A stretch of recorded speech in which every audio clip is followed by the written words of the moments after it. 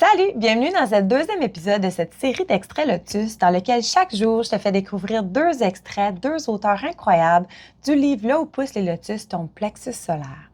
Je m'appelle Marie-Christine et c'est vraiment un privilège d'être ici avec toi aujourd'hui. Donc hier, on a découvert le chapitre de Eva-Laurence Valois et celui de Martine Bello. Je ne sais pas pour toi, mais j'ai ressenti leur présence en moi une partie de la journée. Il me semble que je me suis promenée avec un sentiment de paillettes psycho, I don't give a fuck. Puis j'ai entendu aussi Lady Gaga chanter Born This Way avec full confiance, avec un extra bacon de confiance. Vraiment, cette phrase-là me vraiment rentre dedans. J'adore la façon qu'elle écrit, puis qu'elle marine les mots ensemble pour créer comme une genre de mélodie d'âme. C'est vraiment, vraiment magnifique. Ensuite, un peu plus tard dans la journée, j'ai repensé à mon père.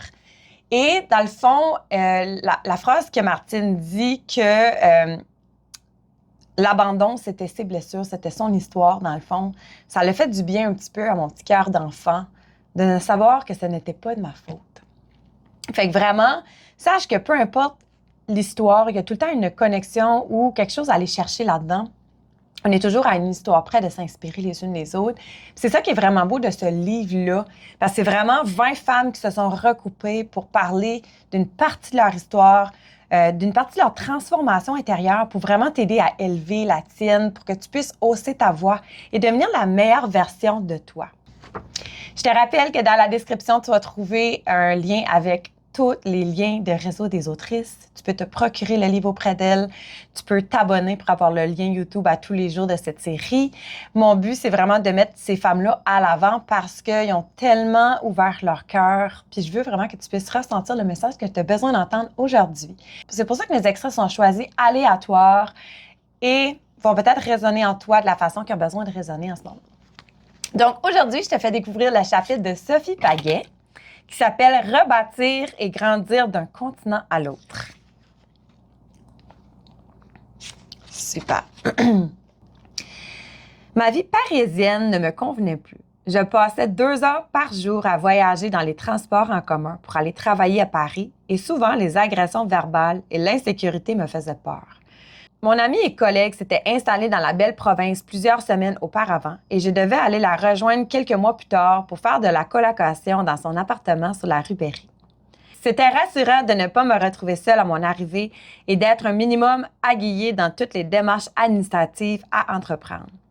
Malheureusement, 1 mois avant mon départ de France, elle m'a annoncé son retour au pays, quand son père a fait une crise cardiaque durant les fêtes de l'année et elle n'avait pas trouvé de billet d'avion pour rentrer et être à ses côtés. C'était trop de stress pour elle et pour sa famille, donc retour en France pour elle quelques semaines avant mon arrivée. De mon côté, j'avais quitté mon appartement, vendu la plupart de mes quelques affaires et meubles et j'avais envoyé ma lettre de démission au travail. Il n'était donc pas dans mes plans de renoncer.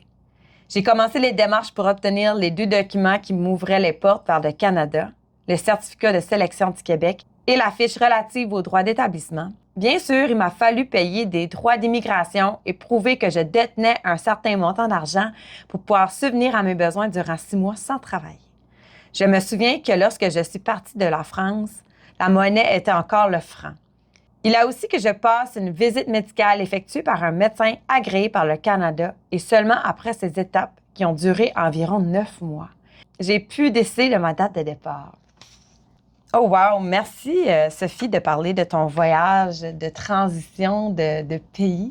Je sais à quel point ça peut être déstabilisant en quelque sorte, dans le fond, de changer d'endroit comme ça, de recommencer. On n'en parle pas souvent. Moi, dans le domaine que je suis, dans le financement, je vois beaucoup de nouveaux arrivants arriver d'un peu partout. Puis je sais à quel point c'est un processus qui est compliqué, qui est long, qui a beaucoup d'étapes, qui vient avec beaucoup de poids, en quelque sorte, parce que tu es tout le temps dans l'attente. Tu es tout le temps dans « OK, ça va-tu fonctionner? » Puis le fait de pouvoir s'installer, puis de recommencer, puis juste être bien dans son nouveau pays, prend beaucoup de courage. Donc, bravo pour ça, d'avoir osé changer de vie, d'avoir changé de province, de pays, et aussi d'en parler dans le livre parce que je suis sûre que ça va inspirer, dans le fond, des gens qui sont soit dans leur pays actuel ou dans une province actuelle, de peut-être vouloir shifter complètement d'endroit et de recommencer parce qu'il n'y a rien de mal là-dedans. Au contraire, ça peut venir avec beaucoup de positifs. puis beaucoup de bienfaits en tant que tel. Fait que bravo d'en parler ouvertement. J'ai hâte, dans le fond, de lire toute ta transition, puis tout, dans le fond, le vécu de ce chapitre avec toi. La prochaine autrice s'appelle Chantal Proulx et son chapitre s'appelle « Derrière mes portes secrètes ». La maison de la voisine devenait mon objectif. Cours, Chantal, vite, plus vite que tu n'as jamais couru. Et les enfants, que leur arrive-t-il?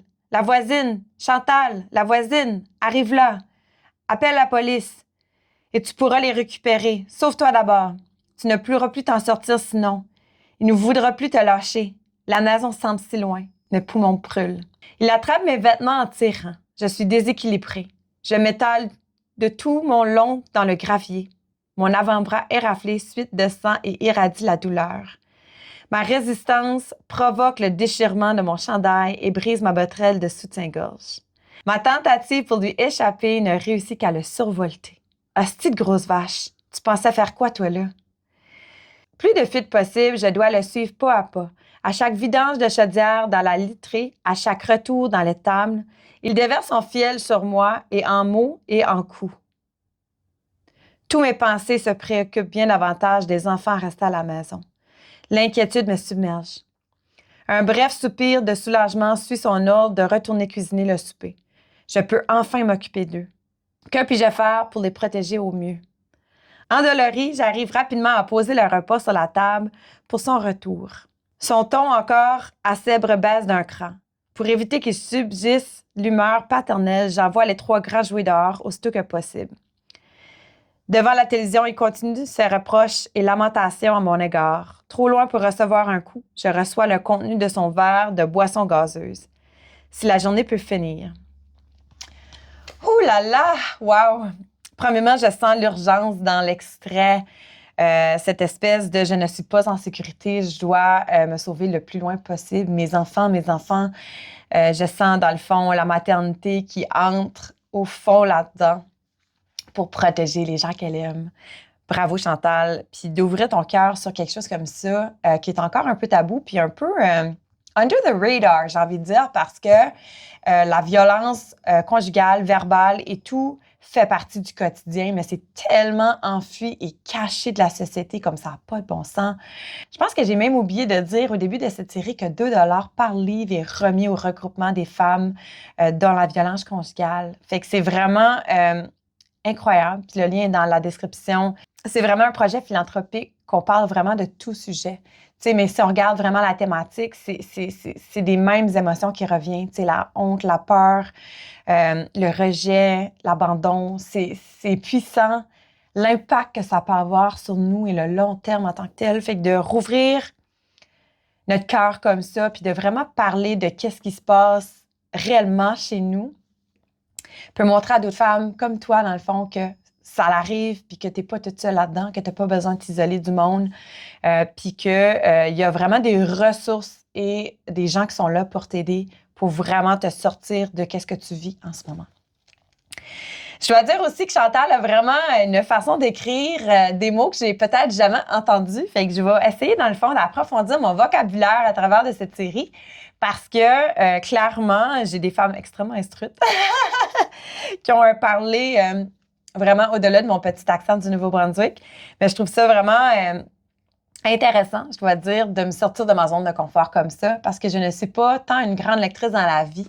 Je lis pour m'informer, je lis pour apprendre, je lis pour aller du point A au point B, mais dire que je m'assois avec un livre puis je le dévore pour relaxer, ça n'a jamais été quelque chose qui m'est venu inné parce que j'avais vraiment beaucoup de difficultés à lire. Puis parfois, je dois lire la même phrase plusieurs fois pour comprendre ou pour venir à bout de dire les choses comme il faut. Fait que bravo de me challenger comme ça, puis J'adore la façon que tu apportes les choses, puis j'ai vraiment hâte de découvrir la suite de ton histoire.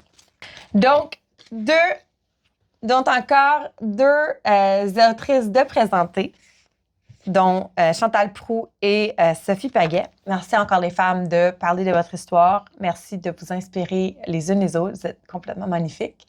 Merci à toi d'être là, de m'écouter chaque jour. Je t'invite à revenir encore demain, à découvrir 2 nouvelles autrices, à découvrir 2 nouvelles extraits qui vont peut-être résonner en toi, vibrer. Peut-être que c'était le message que tu as besoin d'entendre. Peut-être que c'est l'extrait qui va faire en sorte que tu vas vouloir te procurer le livre, le tenir entre tes mains. Parce que c'est vraiment un livre complètement extraordinaire, avec 20 femmes comme toi et moi qui ont haussé leur voix pour que tu puisses découvrir la tienne, pour que tu puisses te connecter à ton histoire, parce que tu es vraiment toujours une histoire près d'inspirer quelqu'un, de près ou de loin. Fait que sur ce, on se voit demain.